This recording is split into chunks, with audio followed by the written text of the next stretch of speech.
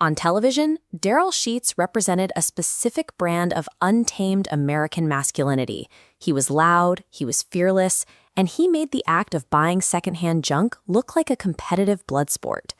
Operating out of sprawling concrete storage facilities in Southern California, his gambler persona turned abandoned lockers into lucrative symbols of working-class triumph. He backed up that bravado with real results. In one legendary auction, he spent $3,600 on a single locker, only to crack it open and uncover an original Frank Gutierrez art collection worth $300,000. Before we look at what happened after the camera stopped rolling, please take a second to like this video and subscribe to the channel for more deep dives into the hidden stories behind our culture. In April 2026, that invincible television image collided with a devastating reality. Headlines across the country announced that Darrell Sheets was dead at the age of 67 from an apparent self-inflicted gunshot wound. From the outside, he seemed to have everything.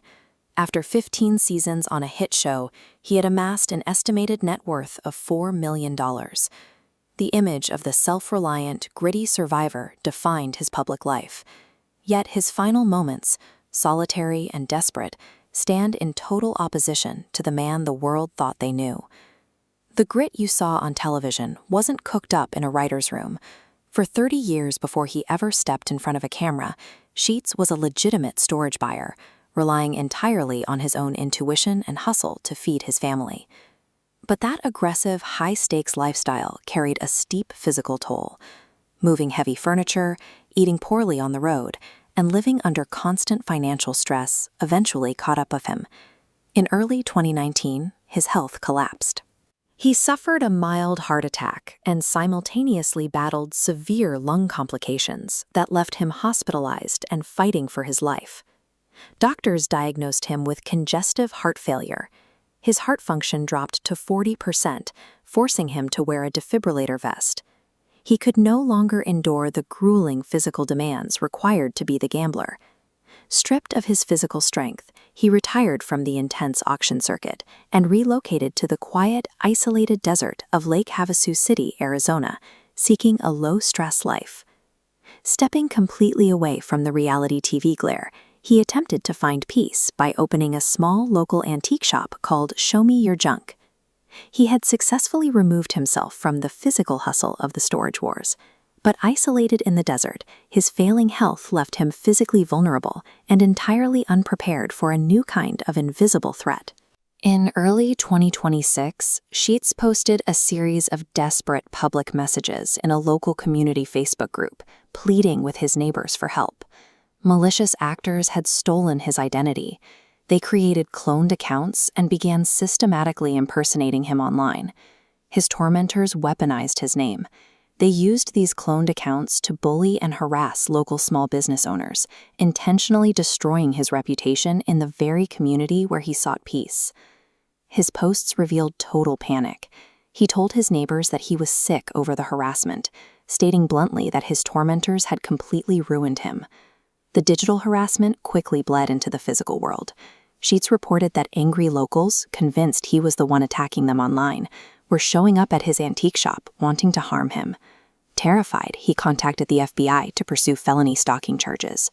But the psychological torment continued unabated.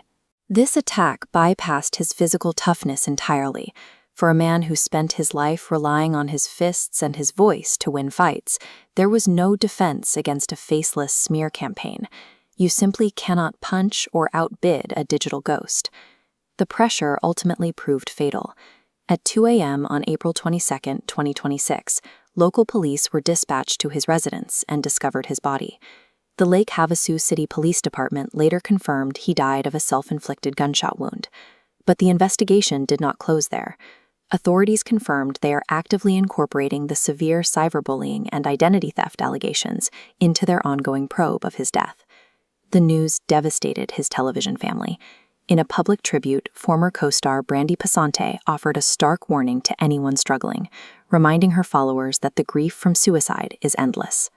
Fellow buyer Renee Najoda directed his grief outward, publicly demanding that law enforcement track down the cyberbullies and hold them accountable. For 15 seasons, Darrell Sheets projected an image of absolute working-class toughness. But his tragedy proves a devastating reality. No matter how rugged a person appears on the outside, the psychological weight of relentless, targeted digital harassment can break absolutely anyone. If you or someone you know is struggling or in crisis, help is available. Call or text 988 or visit 988lifeline.org. And remember, when the digital world becomes too toxic, it is always okay to log off.